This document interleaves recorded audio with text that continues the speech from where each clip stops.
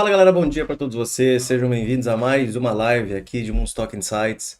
Hoje é segunda-feira, dia 25 de setembro de 2023. Estamos aqui reunidos para falar sobre mercados, falar sobre investimentos e economia. Mercados amanhecem nessa segunda-feira negativos ao redor do mundo, Europa, Ásia, Estados Unidos, à espera aí de próximos dados econômicos que podem movimentar os ativos internacionais. Será que nós teremos um segundo surto inflacionário daqui para frente, com o petróleo em alta? Nós temos também juros americanos de longo prazo subindo, 10, 20, 30 anos, e tudo isso acaba puxando para baixo os ativos de risco norte-americanos. Então nós temos um cenário de inflação que pode ser mais persistente por mais tempo, juros elevados por mais tempo, dólar mais valorizado no mundo. Se a gente olha para DXY, ele fechou semana passada 10 semanas consecutivas de alta, podendo fechar novamente em alta essa semana, tá? Seria a 11ª semana. E também investidores mais preocupados com crescimento econômico, tendo em visto que com um petróleo mais elevado, petróleo mais alto, isso pressiona para baixo o consumo das famílias. E é sobre esses assuntos que nós vamos conversar hoje. Nós temos aí, o pessoal já está online, Igor Martins, o Fernando, Victor, Moisés, José Carlos, Tequila, João, Cássio Cordeiro, quem está mais online aí com a gente assistindo o Moonstock Insights, nessa segunda-feira de manhã. Fiz algumas mudanças aqui no escritório nesses últimos dias. A posição aqui da tela está um pouquinho diferente. A posição da câmera também. Acho que está bem melhor para vocês enxergarem agora. Quem mais está aqui? A Alessandra, o Mike, o Diogo, o Diogo Carvalho aí. Antônio, o Mike, o outro Antônio, Ricardo, Wanderson, Igor Rodrigues, o Leone. Bom, vamos começar aqui com os destaques dessa segunda-feira. Quero mostrar aqui para vocês algumas coisas que podem impactar os mercados nos próximos dias. Nós temos nesse momento DXY subindo 0,14% a 105,4 pontos, tá?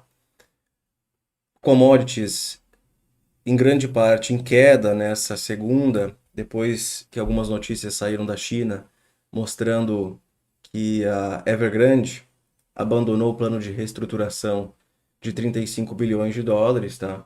As empresas de todo esse setor estão caindo nessa segunda-feira. Então nós temos um minério mais negativo, temos um cobre negativo, lítio negativo, vou comentar sobre o lítio daqui a pouco, tá?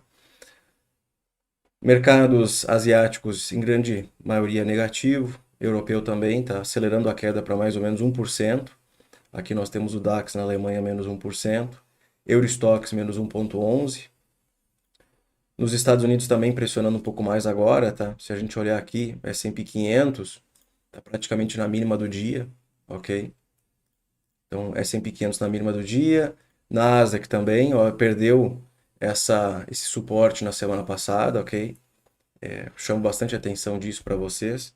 Investidores americanos gostam bastante de usar análise técnica, tá? Eu não sou analista técnico quando eu falo de ações propriamente ditas. As ações que eu tenho na carteira eu avalio fundamentos, mas o mercado, o índice como um todo é bacana de fazer esses estudos, tá? Então aqui sexta-feira, aqui não, aqui foi quarta-feira, né? Hoje é segunda, sexta, quinta.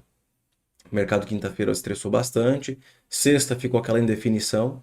Todo mundo à espera de um próximo motivador para o mercado americano. Eu acho que esse motivador vai ser os indicadores econômicos, tá? Temos aí uma agenda mais interessante essa semana. Ali para terça, quinta, sexta começa a ficar mais bacana. Nasdaq é a mesma coisa, tá? Perdeu ali o suporte da semana passada. E olha esse desastre aqui chamado Russell. O Russell está praticamente nas mínimas aqui de junho. Lembra que o mercado global subiu forte em junho e julho. Ele parou de subir no finzinho de julho, tá? Aqui eu comentava com vocês que eu tinha apostado um pouco mais em small caps, eu tinha uma posição maior em small caps, à espera de um mercado que ia acompanhar o resto na verdade, o resto do mercado acompanharia aquelas poucas empresas do S&P que estavam subindo até metade do ano. Não aconteceu, bem pelo contrário. Esse aqui foi um movimento de risk on total no mercado internacional, Ibovespa acima de 120 mil pontos, ETFs de bolsas internacionais bombando, e aí tudo mudou depois que o Fed mudou um pouco a sua comunicação, uma comunicação um pouco mais agressiva. O mercado percebeu isso, o mercado concordou com isso. De fato, o juro vai permanecer elevado por mais tempo. O petróleo voltou a subir e outros fatores de risco surgiram nos mercados, tá? O Russell, o Russell é um ativo que eu gosto muito de acompanhar quando o assunto é ciclos de mercado. As small caps tendem a começar a subir muito antes do S&P num ciclo de bull market, né? Não é o que está acontecendo hoje. Aqui a minha dúvida é, será que eu compro small cap hoje ou eu não compro? Se o objetivo é comprar quando cai e vender quando sobe, talvez faça um pouco de sentido. Mas, de um ponto de vista macro, ainda falta um motivo forte para você apostar pesado em small caps, tá? Então aqui Russell praticamente morto, tá? Parado desde junho de 2022. Então um pouco mais de um ano o Russell está de lado. Em alguns momentos até quis subir, mas não conseguiu se sustentar. A grande dúvida que fica é até onde vai esse movimento de queda, ok? Aqui nós temos o DXY acima de 105 pontos, tá? 10 semanas consecutivas de alta. Esse movimento todo produzido após indicadores de atividade mais fortes nos Estados Unidos em relação a outros países, como por exemplo o euro, e também essa expectativa de que o juro americano permanecerá elevado por mais tempo. Temos aqui os Treasuries que amanheceram em alta de novo no dia de hoje. Algumas pessoas já estão falando em juro de 10 anos ali por 5%. Hoje está em 4,5%. Para chegar até 5%, não é muito distante, tá? Não é muito distante. Pode acontecer. Isso tudo vai trazer um efeito ruim, negativo para a economia americana. Lembrem-se que política, aqui taxa de juro, ela produz efeitos expansionistas ou contracionistas em vários aspectos da economia. É só vocês olharem o que aconteceu com os juros hipotecários de longo prazo. Os juros de 30 anos já estão acima de 7%, em alguns casos 8%, tá? Então vamos voltar aqui para a agenda, comentar um pouco mais do que está rolando. Então esse aqui é o cenário de hoje, uma segunda-feira que começa negativa para mercados. Dólar estável, agora ganhando um pouquinho mais de força, desde a última vez que eu escrevi isso aqui. Minério de ferro, menos 4,23%. Vamos olhar o que aconteceu com o minério, tá?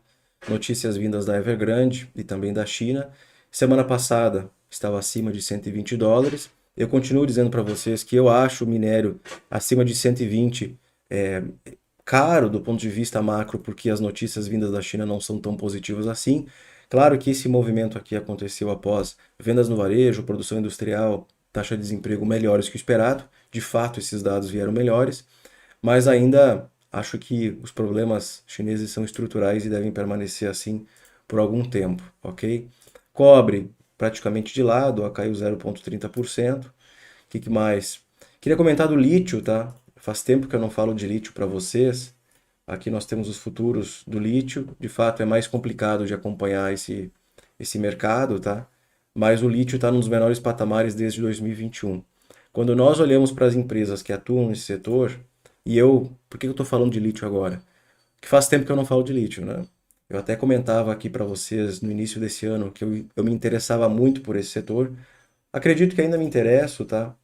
Mas eu não cheguei a investir, eu acabei não investindo nele porque eu acho as empresas do setor caras. E são empresas caras porque é um setor que chamou muito a atenção dos investidores desde a pandemia, quando essa revolução aí energética, carros elétricos, estourou, ok? Então, de todas as empresas a que eu mais gosto, Albemarle está num dos menores patamares desde julho de 2021, ou seja, 2 anos aí o mercado em dúvida do que vai acontecer com o preço dessa commodity. Lembrando que eu comecei a estudar esse setor no início do ano, eu assisti as conferências de duas empresas, da Albemarle e acho que da Livent. As duas eu estava acompanhando a teleconferência. E os executivos, o que eles falavam? Não, a gente acha que o preço do lítio deve permanecer elevado, pressionado, porque a produção ainda precisa aumentar muito e blá blá blá. E eu não concordava com isso, tá? Eu não concordava com isso. Me parecia que o preço, a cotação da empresa estava muito dependente do preço do lítio. Bom, o preço do lítio não para de cair. E aí vocês estão vendo o efeito disso sobre a cotação das companhias. Então eu acho que é um setor que acabou ficando muito caro, não tenho ações. Eu só estou aqui atualizando vocês que, por mais que eu não tenha falado de lítio ultimamente, eu continuo acompanhando e continuo de fora, ok? Voltando aqui para as notícias de hoje. Então, minério em queda, lítio em queda, cobre em queda, inclusive um pouquinho aqui o petróleo, tem um pouco a ver aí com notícias da China, então essa reestruturação que não deve acontecer da Evergrande. A S&P e o banco HSBC reduziram as expectativas de crescimento do PIB da China para 23 e 24. Não foi uma queda absurda, mas mostra que existe sim um pessimismo em cima desse país. Nós temos aí os treasuries americanos voltando a subir, como vocês viram, né? Juro de 10 anos acima de 4,5. Deixa eu só olhar como é que está o de 20 anos. O de 20 anos já em quase 5%, tá? Esse aqui, de fato, se aproximando de 5%, acaba pressionando ativos de risco, mercados como um todo. O juro de 30 anos ali acima de 4,6. Se vocês quiserem analisar o efeito disso na economia, a gente pode chamar aqui o Fred. O bom é que o meu computador ele já traz direto aqui o site do Fred, porque se eu pego um computador novo, ele traz as informações daquele jogador de futebol, o Fred, e eu tenho que ficar pedindo outra coisa. Não, eu quero o Fred de dados econômicos. Se a gente pega os juros de 30 anos, né, taxas hipotecárias, já acima de 7%. Em alguns casos, 8%, tá? Depende muito como vocês pesquisam isso aí na internet. O que mais? A inversão da curva de juros, 10 anos menos 3 meses, temos aqui também. Deixa eu ver onde está. 10 anos menos 3 meses, ok? Essa inversão aqui, ok? Essa inversão aqui, e ela, deixa eu só marcar aqui, porque pelo visto eu não tenho marcado. Aqui está o zero, tá? Então aqui está o zero, tá bom. Aqui está o zero. Essa inversão aconteceu a partir de outubro de 2022. Até hoje a curva permanece invertida.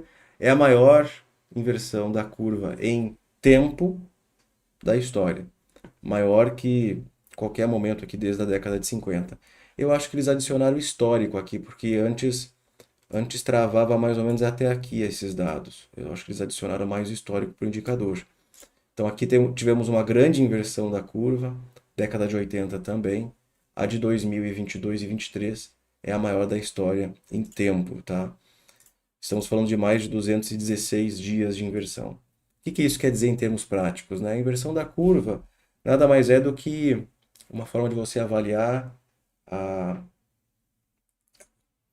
a política monetária do Fed, o quão expansionista ou restritiva ela é. Então hoje nós temos uma política restritiva e que deve permanecer restritiva por mais tempo. Isso produz efeitos negativos para a economia e a gente consegue ver isso através da inversão da curva.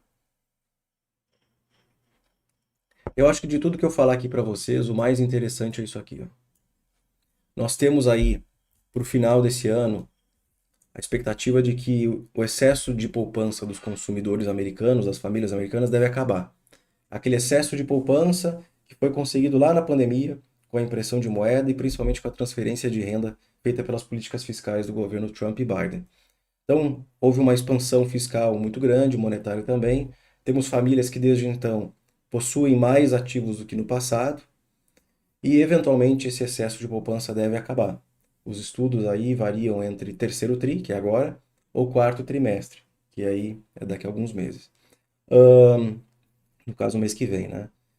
Quando esse excesso de poupança acabar, nós podemos ver uma desaceleração do consumo, né, gastos das famílias, que é o que tem mantido, suportado o PIB americano em 2023.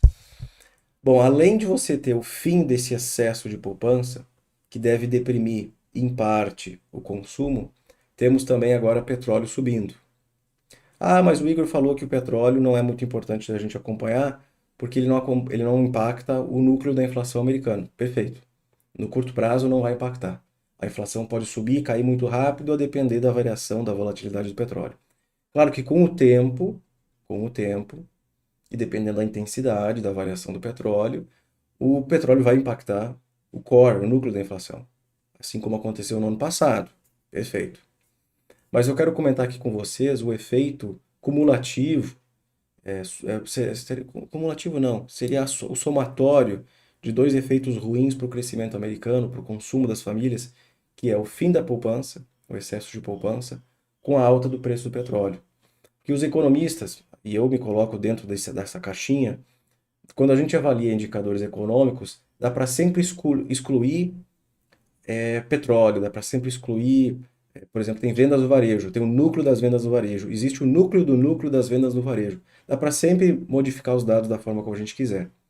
Só que em termos práticos, quando você avalia famílias consumindo, dá para analisar o núcleo das vendas do varejo. Só que o seguinte, no fim do mês, todo mundo consome petróleo, no caso, combustível de alguma maneira, seja diesel, seja álcool aqui no Brasil ou gasolina. Se você ficar sempre excluindo a variação do petróleo das suas análises, não é uma análise que é muito fidedigna. Então vamos lá.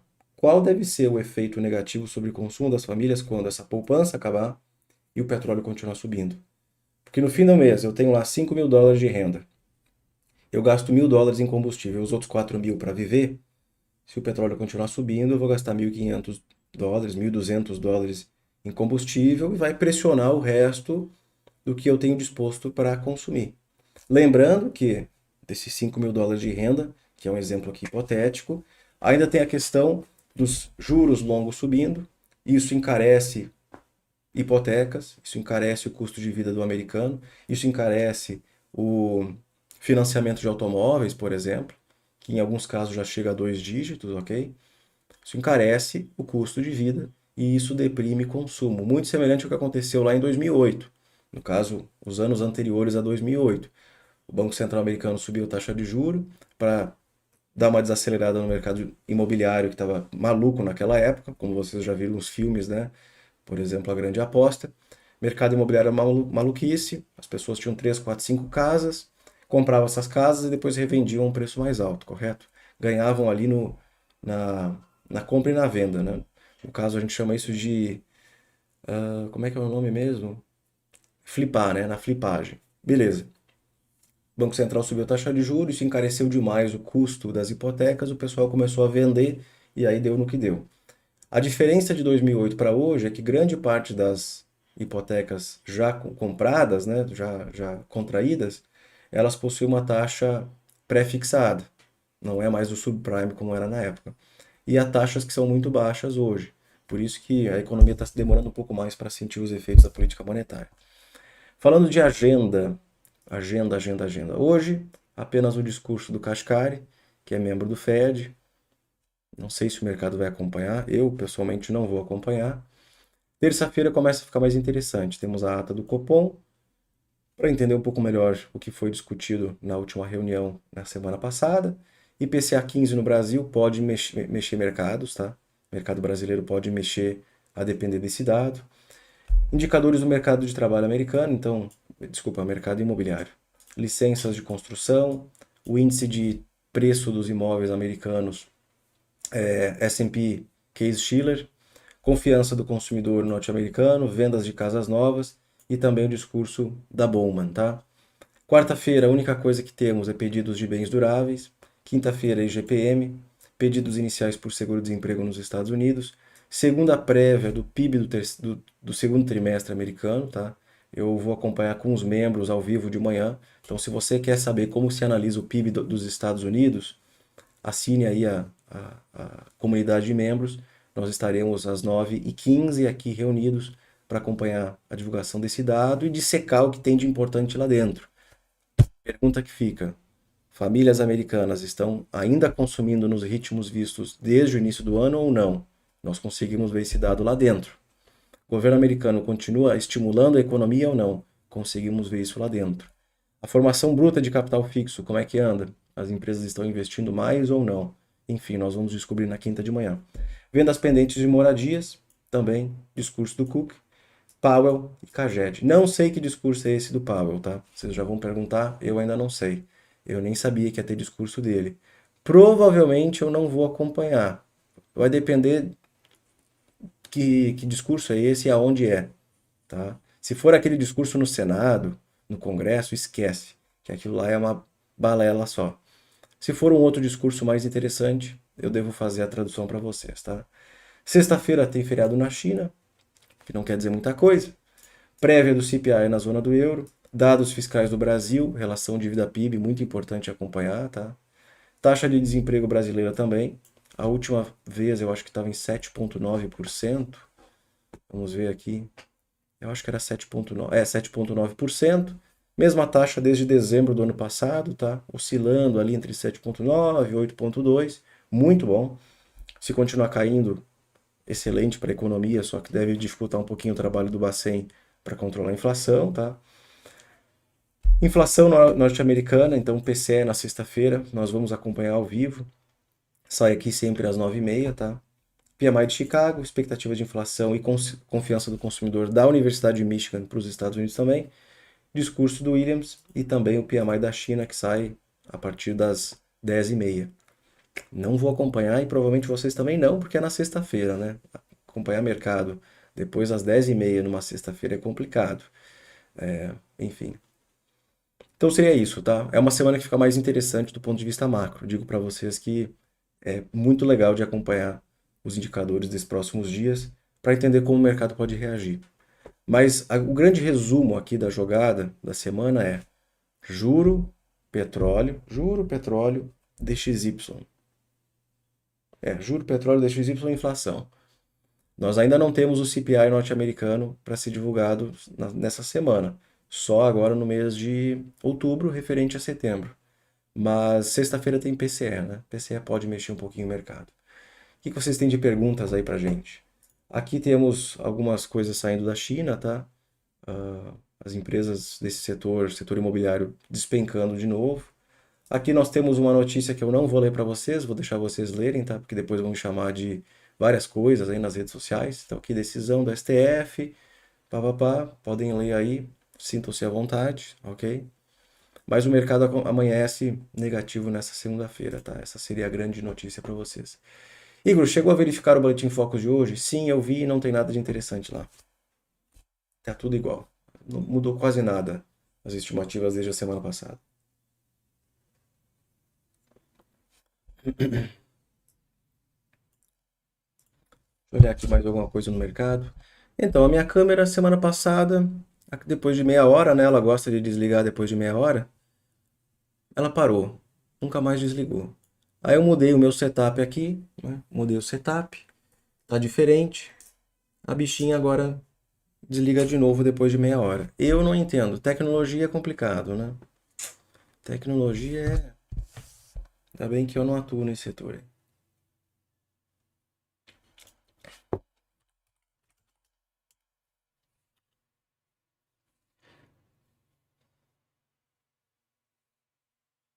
Igor, bom dia. Pode falar sobre o Boletim Focus, por favor? Cara, não teve nada de interessante no Focus, tá? E obrigado pelo seu curso. Comprei há quase 2 meses e estou aprendendo muito. Deus abençoe. Obrigado, Marcelão. Valeu. Igor, por que um está gastando. Porque os Estados Unidos está gastando em níveis de recessão, se não estamos em uma. Aí que fica a dúvida. Eu acho que é política, tá? Eu acho que o Biden tem medo de perder a eleição no ano que vem, alguma coisa do gênero. Ele ele não quer que a economia desacelere. Eu acho, né? Não sei. Por isso que eles estão gastando como se estivessem numa recessão. Porque historicamente falando, o que eles estão fazendo é novidade. É novidade, completamente novidade. Eu vou mostrar aqui para vocês o vídeo que eu gravei para os membros esse final de semana e que foi a palestra, foi o tema da minha palestra na semana passada. Isso aqui é novidade. Opa, deixa eu mudar aqui. Eu mudei as telas, né? Eu tô com 3 telas de novo. Apresentação, monitores, monitor. É o monitor principal. Não, esse não é o principal, jovem. Esse aqui é o principal agora. Aqui nós temos, né, a política fiscal do governo hoje, ó, 2023, estamos falando de quase 6% de déficit em relação ao PIB, para uma taxa de desemprego menor do que 4%. Historicamente falando, isso não acontece. Tá? Que esse déficit pode inclusive aumentar e chegar a uns 9%, ok? Estamos falando de uma bolinha que ficaria aqui, né? Essa de 2023 cairia um pouco mais. Isso, historicamente falando, é ridículo.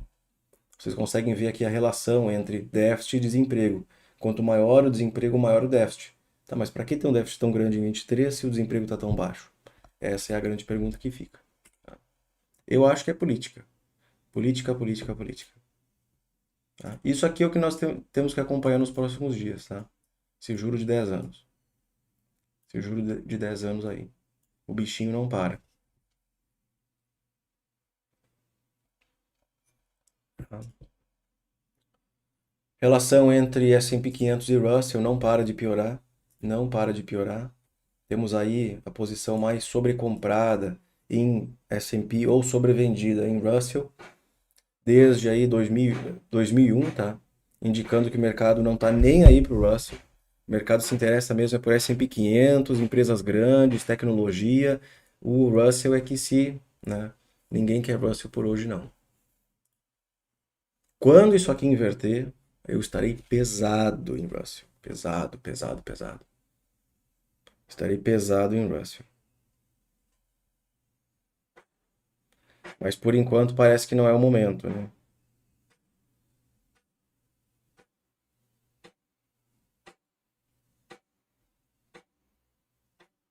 Vocês estão escutando esse barulho? Eu adoro, adoro esse barulho. Eu adoro barulho.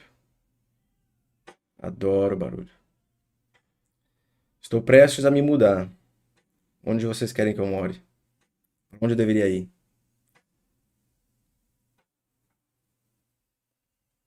Será que eu mudo de estado? Fazer que nem o Augusto, eu vou mudar de país agora. Balneário Camboriú? Venezuela? Eu vou ser rei na Venezuela.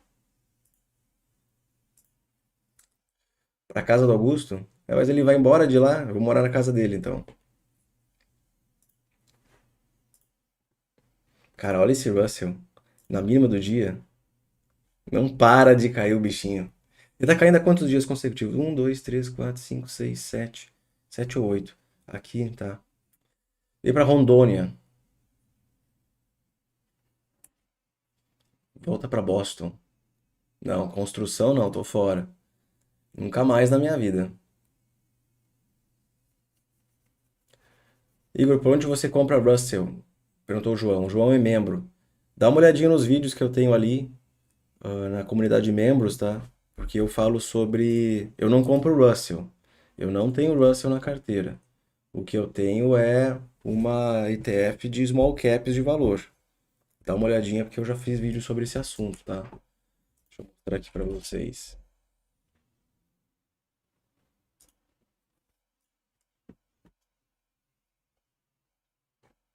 Ó, aqui nos vídeos, tá?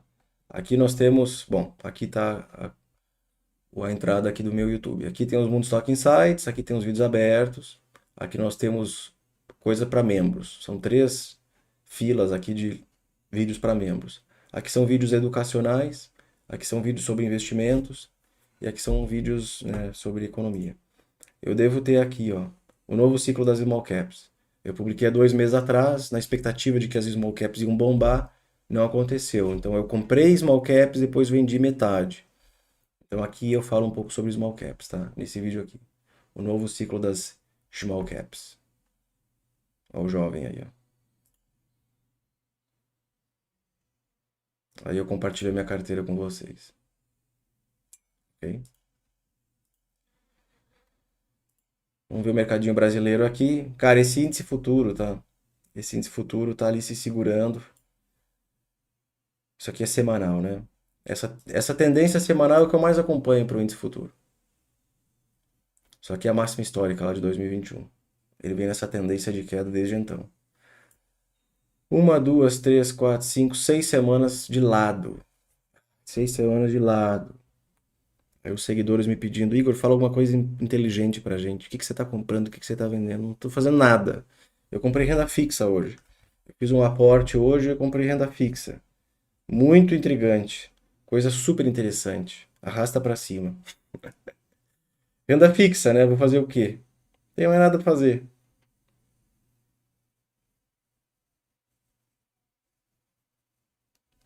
Aí, qual foi a mínima aqui do índice futuro nesses últimos dias? Vamos ver. Foi nesse dia horroroso aqui. É os 116 mil pontos. Cara, se perder de fato esses 116, Olha, jovem, eu vou comprar um terço e vou começar a rezar, tá? Abaixo desse 116 aí, nós vamos sentir a picadura do mosquito. É a verdade. Put de Bova 11 seria uma boa, se você acha que vai perder, que vai cair, né? Não sei se vai, mas tá ficando feio. Assim, se eu fosse dizer entre 0 e 100, 0 é pessimista pra caramba, 100 é muito otimista, eu tô bem distante do 100 hoje. Tanto é que eu vendi algumas ações semana passada, né? Eu compartilhei com os membros a minha visão. Eu vendi um pouco de uma ação específica na bolsa semana passada, aumentei um pouquinho o caixa, né? E agora à espera de novas movimentações no mercado. O mercado brasileiro ele tá seguindo muito o mercado lá fora. Igor, como ficaria a economia e as bolsas dos Estados Unidos com o juro de 10 anos a 5,9? Ah, a economia sente o baque, né? Eventualmente ela sente os efeitos negativos disso. A economia sentiria os efeitos disso e a bolsa corrige. Juro longo subindo, bolsa corrige. Não tem nem o que discutir. Short BTG? É, short aí que nós vamos ver quem vai ganhar, quem vai perder. Não, eu não entro short em BTG nem ferrando. Alguma relevância o discurso da Christine Lagarde, presidente do BCE agora? Olha, eu acho que não, tá? Você pode acompanhar, mas eu não pretendo acompanhar, não. Se ela trouxer novidade, o mercado reage, correto? Mas eu acho que não vai ser tanto assim, não. Bom, aqui foi tudo, né? Mercadinho querendo abrir aí, dólar 0,36 de alta. Nesse. Puta, cara, tá. Ó, bota aqui no semanal. O bichinho tá parado, ó, faz uma, duas, três, quatro, cinco, seis, sete, 8 semanas de lado. Eu quero tendência. Eu quero tendência. Eu quero tendência. Eu quero tendência. E a última coisa que eu tive nesses últimos meses foi tendência. A Valezinha vai abrir daquele jeito. Ah, olha isso aqui, coisa feia. Urgh. Puta merda. Isso aqui é feio, tá? Juro de 10 anos subindo aí, ó. Nossa, isso aqui é feio. Eu comecei a desenhar essa tendênciazinha aqui. Eu tô só aumentando essa desgraçada, ó. Começou assim. Aí o Igão foi botando aqui. Aí tá. Beleza. Ah, mas por favor, rompe pra baixo. Por favor, rompe pra baixo. Juro, por favor, Caia. Não. Juro longo subindo. Juro longo sobe não só por conta da. Não só porque o Banco Central está cortando o juro, né?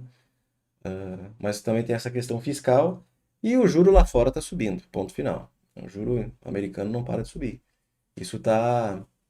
Como é que é aquela palavra linda que eu gosto de falar? Contaminando. O que está contaminando o nosso mercado? Nossa, olha isso, cara. Não para. É mínima após mínima. 0,60. 0,60. Russell já foi melhor. S&P na mínima do dia. Eu queria que esses desenhos eu fiz hoje de manhã, tá? Eu queria que ele voltasse aqui para média de 200 períodos. Acho que seria interessante. Ali pelos 4.200. Sim, o de 10 anos está acima de 4,5 desde a semana passada. Só que ele está na máxima agora de novo, né? Olha que coisa linda. Tá aí, ó.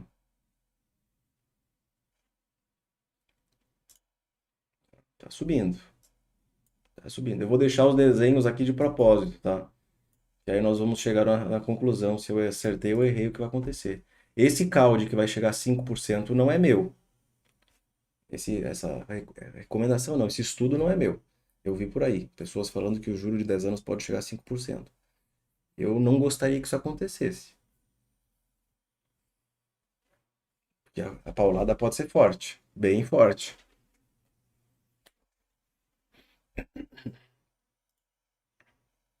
Mas o mercadinho tá aí, ó.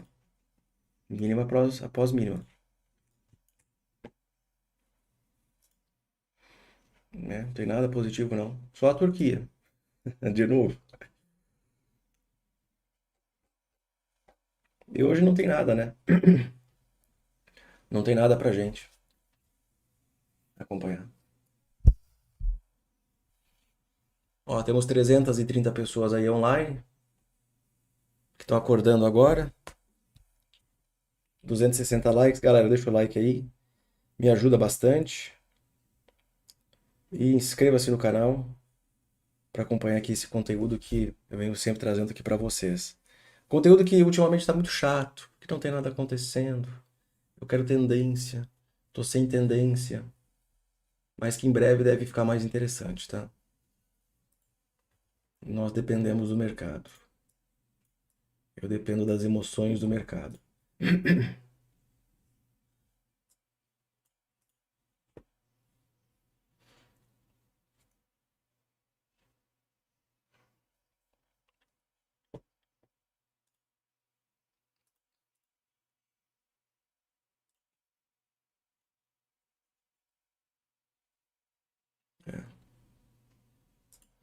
Cadê a Valezinha aqui?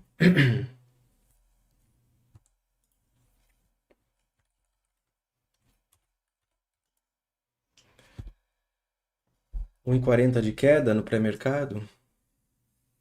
Eu quero muito comprar Vale, mas ainda não. Nossa, olha a época que eu operava aqui, ó. Olha aí, ó. Compra, vende, compra, vende, compra, vende, compra, vende. A última vez que eu comprei Vale foi. Ah, isso aqui era na conta Day Trade. Bota na conta original aqui. Ó, também fazia bastante coisa. A última vez que eu comprei Vale foi aqui no. Hoje é R$ 59, na época era 60 e pouco, se eu não me engano. Depois eu vendi aqui em cima. E depois nunca mais. Eu ainda quero comprar Vale, mas eu tenho um pouco de medo com as notícias da China.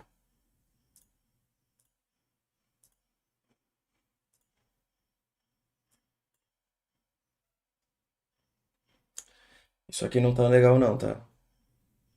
Esse juro aqui não tá legal não.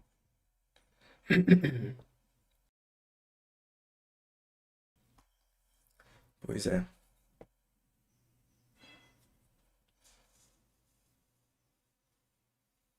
Igor, momento bola de cristal. Qual a sua expectativa para o mercado voltar a subir? Bull market? Fim de 24? Não, eu acho que não demora tanto assim, não. Eu acho que não demora tanto, não.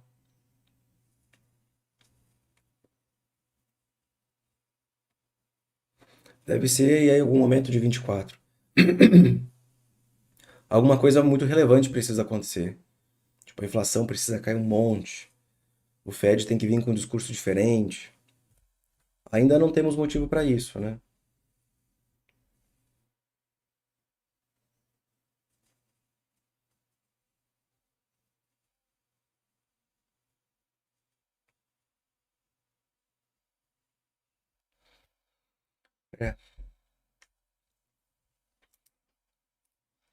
É, tá demorando essa abertura, hein? Nossa, S&P mínima atrás de mínima, jovem. Só que vamos lá, né? Tá caindo 0,45. Eu já vi coisa muito pior na minha vida. Mas o mercado tá perdendo muita força. O sentimento mudou demais semana passada. O sentimento hoje do mercado americano é totalmente diferente. Claramente dá para perceber que o mercado deu uma bela de uma murchada, né?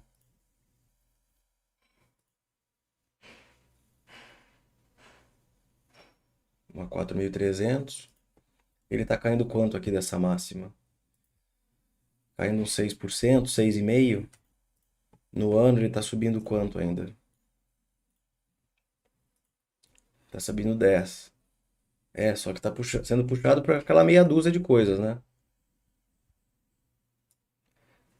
Desde a mínima lá em outubro, tá subindo 19,90. Que é o tal do bull market, né? Esse é o tal do bull market, quando a bolsa sobe mais de 20% desde o fundo. Beleza.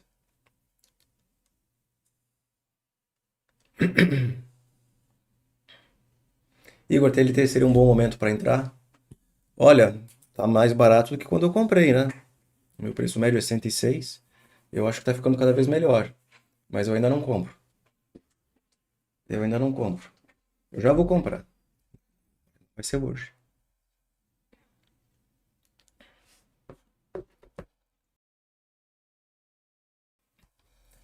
Acho que é isso, né? A espera da agenda da semana aí.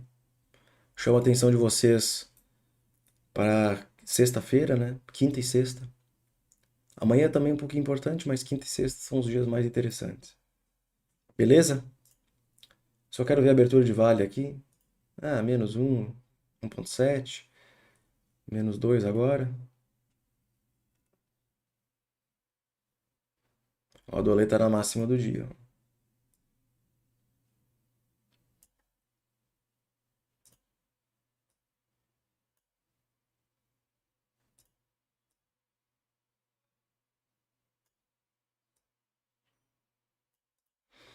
Eu quero a tendência.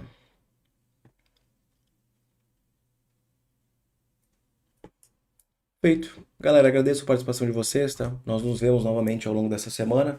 Quinta-feira de manhã, 9h15, estarei reunido com os membros para acompanhar a divulgação do segunda prévia do PIB dos Estados Unidos, que sai às 9h30, para entender o que está rolando com a economia, tá? Ali dentro a gente consegue ver um monte de coisa sobre atividade econômica. Recomendo vocês fazerem parte, certo? E aí nós vemos novamente de novo na sexta. Sexta-feira tem a divulgação da inflação americana. Não sei se vai trazer muita volatilidade, tá? Mas como o mercado está um pouco mais receoso lá fora, se os números vierem um pouquinho piores do que o esperado, vocês já sabem, o mercado pode reagir mal, ok? Muito obrigado e até mais.